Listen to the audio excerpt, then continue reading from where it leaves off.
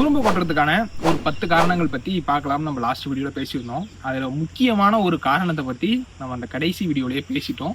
என்ன காரணம் அப்படின்னா பாலினேஷன், மகரந்த சேர்க்கை பத்தி நம்ம ஆல்ரெடி பார்ட் 1ல பேசிட்டோம். இப்போ அதை தவிர்த்து மொத்தம் இன்னும் ஒரு 9 காரணங்களை இந்த வீடியோல பார்க்க போறோம். இந்த 9 காரணங்களை நம்ம 2 வகையா பிரிச்சிருவோம். ஒன்று இயற்கையாலேயே குறும்பு கொட்டுறது, இன்னொன்று மனிதனால நம்ம பண்ற தவறுகள் நம்ம தெரியாம பண்ற மிஸ்டேக்ஸாலேயோ குறும்பு கொட்டுறது. இந்த இயற்கையால வர்றதை நம்மளால கட்டுப்படுத்தவே முடியாது. எது பண்ணாலும் அதுல இருந்து நம்ம மீள முடியாது, கொட்டுறது கொட்டிக்கிட்டு தான் இருக்கும். இன்னொன்று மனிதனால நம்ம பண்ற தப்பால குறும்பு கொட்டுறது, நம்ம சில விஷயத்த செய்யாம இருக்கிறதுனால குறும்பு கொட்டுறது. ஸோ இதை நம்மளால சரி பண்ணிக்க முடியும். ஸோ அதை நம்ம எப்படி பிரிக்கலாம் அப்படின்னா, கட்டுப்படுத்த முடியாத காரணிகள், கட்டுப்படுத்தக்கூடிய காரணிகள் அப்படின்னு நம்ம 2ஆ பிரிக்கலாம். ஸோ இப்போ இந்த கட்டுப்படுத்தக்கூடிய காரணிகளுக்கு கீழே ஒரு 5 பாயிண்ட் வருது. ஸோ இந்த 5 பாயிண்டை நம்ம வரிசையாக பார்ப்போம். ஃபர்ஸ்ட் பாயிண்ட், இப்போ ஃபர்ஸ்ட் பாயிண்ட் அப்படிங்கிறது வெப்பம்.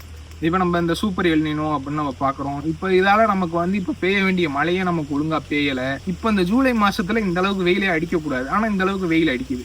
ஸோ இந்த மாதிரி அதிகப்படியான வெப்பமும் இந்த வெப்ப அலைகள் வீசுறதுனாலையும் இந்த பூ அப்படிங்கிறது ஒழுங்காக செட் ஆகாமல் குறும்பை கொட்ட தான் செய்யும்.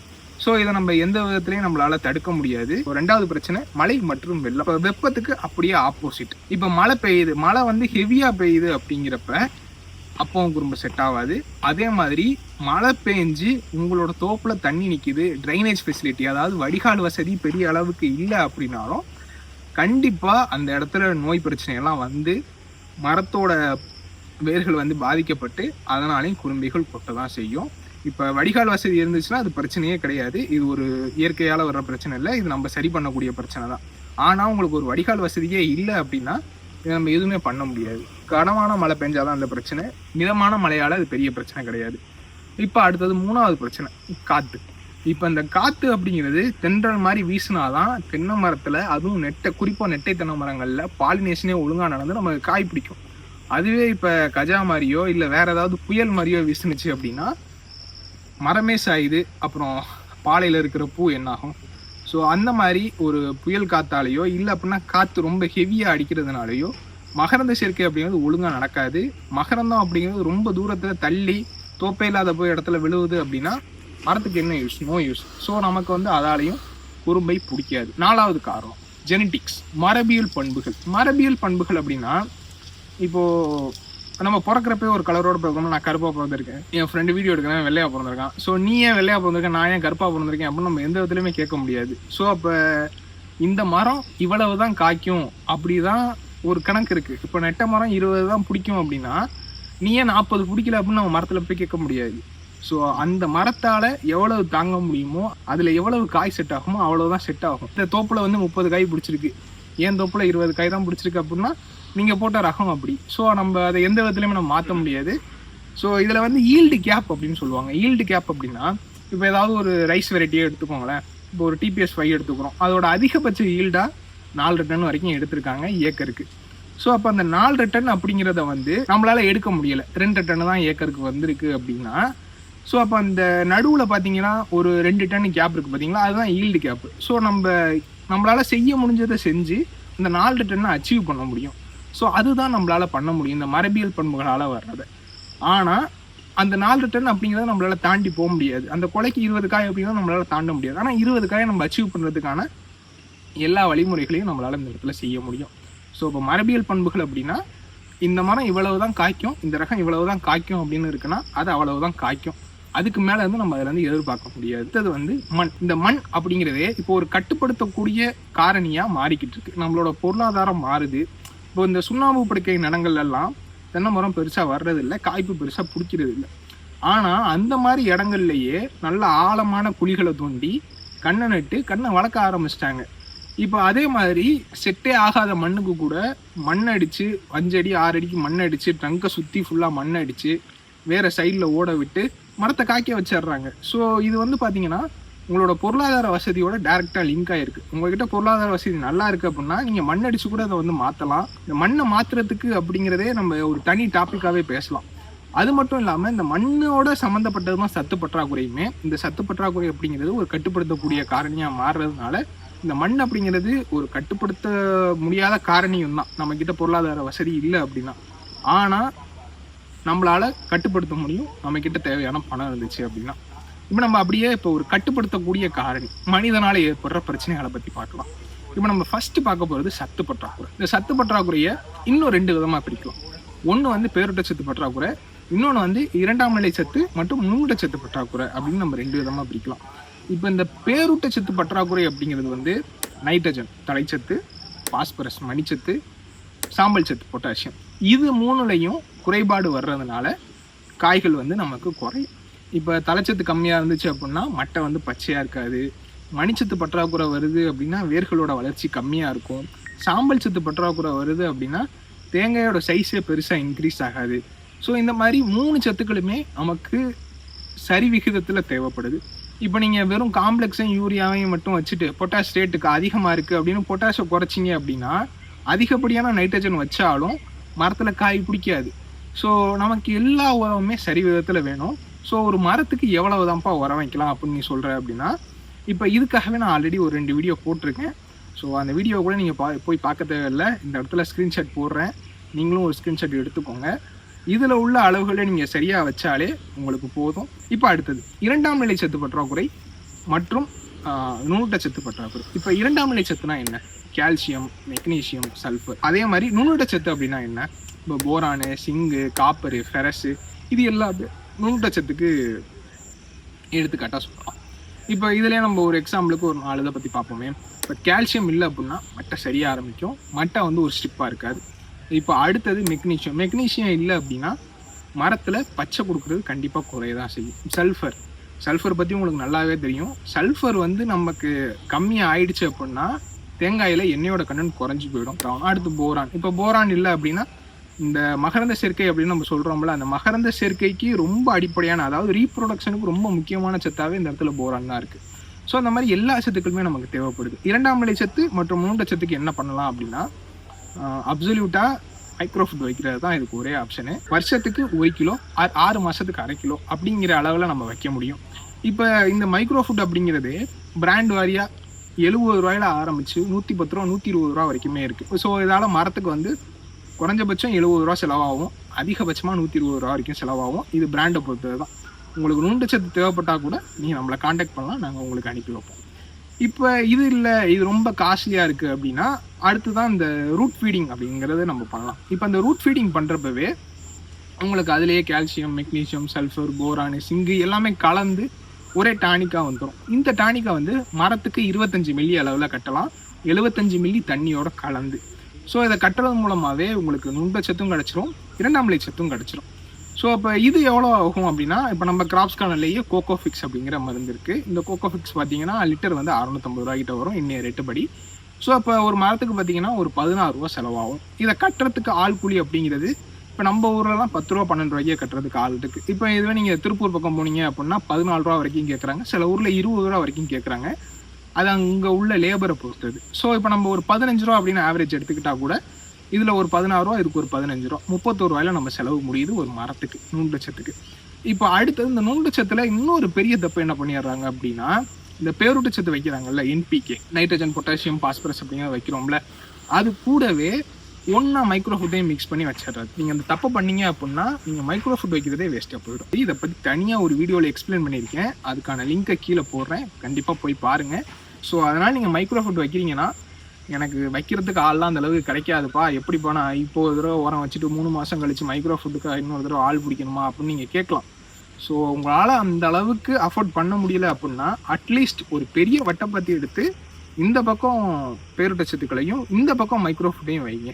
ஸோ அப்படி வச்சாதான் நீங்கள் பண்ணுற செலவு காய்களாக மாறும். இல்லை அப்படின்னா அது பண்ணுறது வீண் செலவாக போயிடும். கட்டுப்படுத்தக்கூடிய காரணிகளில் 2வது பாயிண்ட் பூச்சிகள். இந்த பூச்சிகளையும் நம்ம 2 விதமாக பிரிக்கலாம்.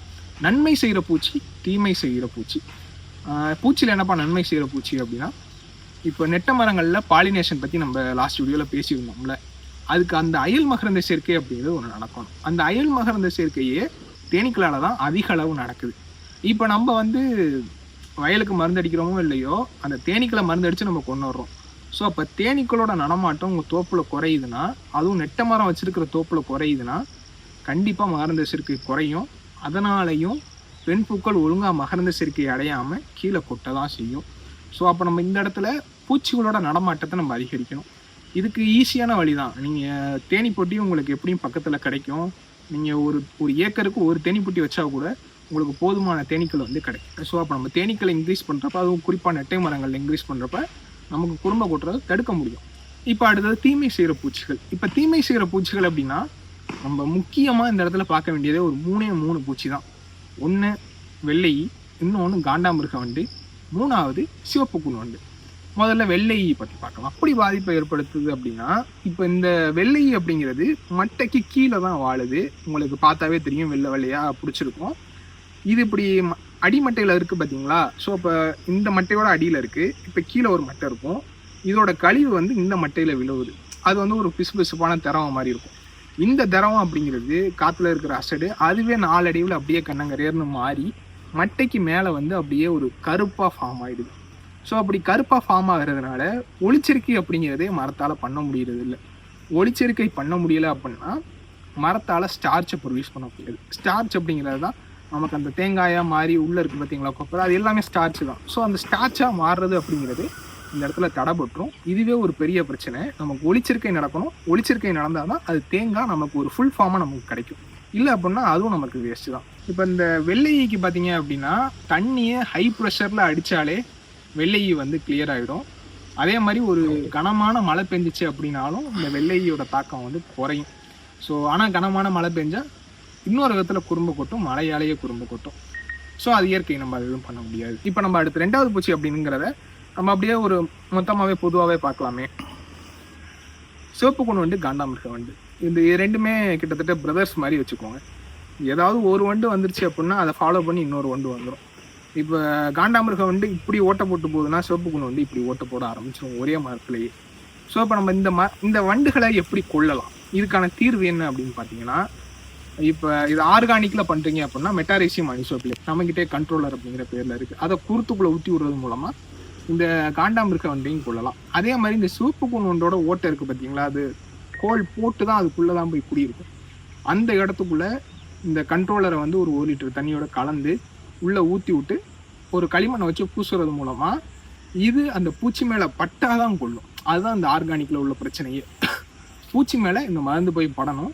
அப்படி பட்டாதான் அந்த ஃபங்கஸ் ஃபார்ம் ஆகி அந்த இடத்துல அந்த வண்டு வந்து சாகும். இதை நம்ம கெமிக்கலில் பண்ணுறது அப்படின்னா, இப்போ நம்ம பழைய வீடியோவில் அதுலேயுமே மோனோக்ரோட்டோபாஸ் சொல்லியிருப்போம். இப்போ மோனோக்ரோட்டோபாஸோட ஸ்டாக் இருக்கிற வரைக்கும் எல்லாரும் சேல் பண்ணாங்க. இப்போ அந்த ஸ்டாக் வந்து டோட்டலாக காலி ஆகிடுச்சு.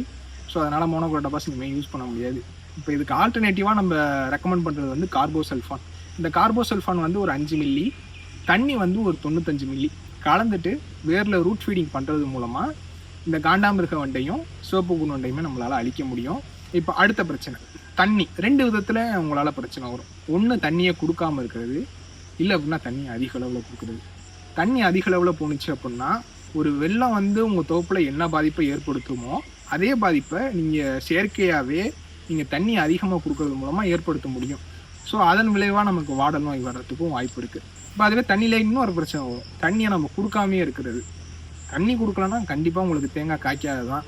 நம்ம உங்களுக்கு சொல்லி புரிய வைக்கணும்னு அவசியம் இல்லை.